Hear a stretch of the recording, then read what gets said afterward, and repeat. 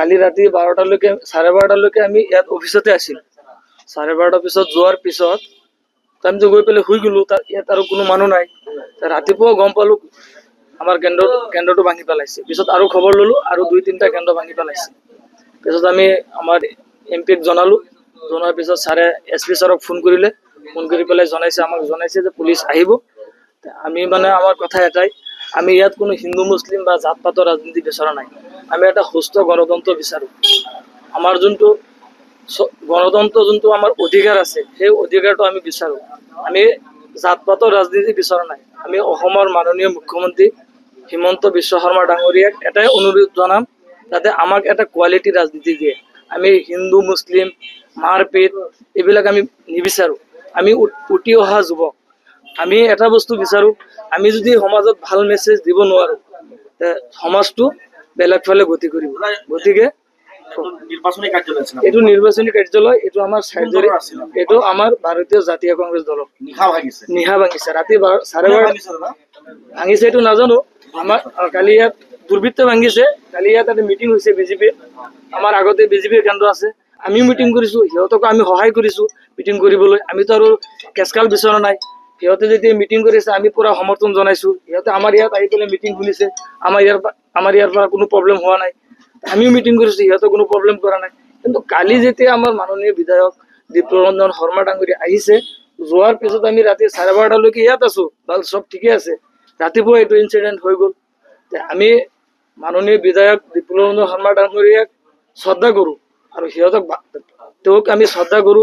সিহঁতৰ কথা বতৰাবিলাক ভাল পাওঁ। কিন্তু কালি যোনবিলাক মন্তব্য ডিপ্লৰঞ্জন শৰ্মা ডাঙৰীয়া ইয়াত কৰি গৈছে, আমাৰ সন্দেহ হৈছে যে সেইটো মন্তব্যৰ পিছতে এনেকুৱা হৈছে। আজি আমি ইয়াত কেন্দ্ৰ অপেনিং হৈছে, আজি 15-20 দিনৰ ওপৰত হৈ গ'ল। আজিলৈকে আমাৰ ইয়াত কোনো হিংসা হোৱা নাই। উত্তেজিত মন্তব্য আমি মিডিয়াত চাইছো অলপ, বিজেপি চৰকাৰ, বিজেপিৰ ক্ষমতা, চব বস্তু বিজেপিয়ে কৰিব। এইবিলাক মন্তব্য আমি ছচিয়েল মিডিয়াৰ যোগেদি চাইছো।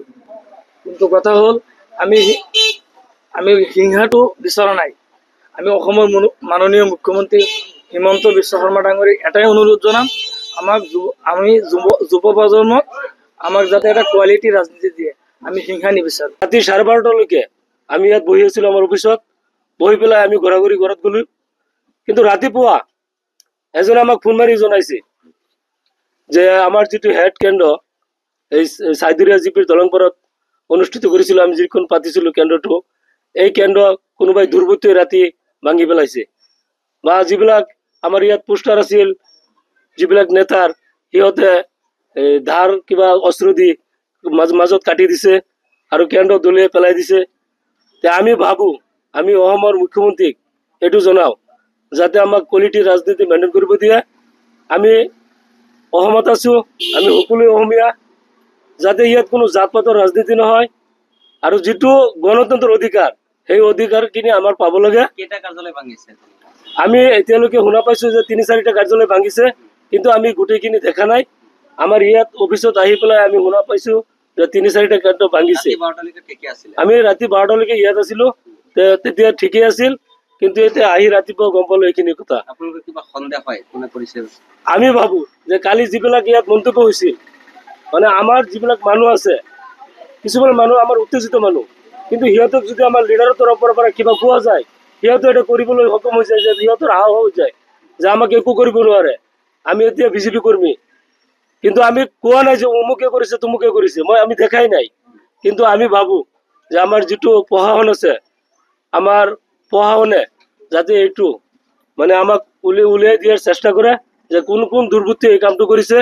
কাৰণ আমি কোৱালিটি ৰাজনীতি কৰিব বিচাৰো।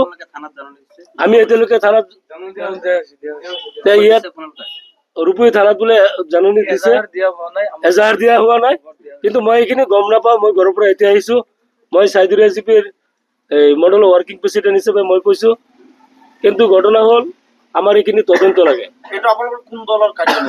এইটো আমাৰ ভাৰতীয় জাতীয় কংগ্ৰেছৰ, আমি কংগ্ৰেছৰ সমৰ্থক।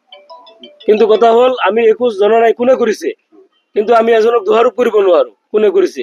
সেইটো আমি প্ৰশাসনক কৈ আছো, যাতে উচিত তদন্ত কৰি যাতে এইবিলাক ৰাজনীতি কৰিব নালাগে, মানুহৰ মাজত ভেদভাৱ সৃষ্টি কৰিব নালাগে। কোনে ক'ত ভোট দিব এইটো নিজৰ অধিকাৰ।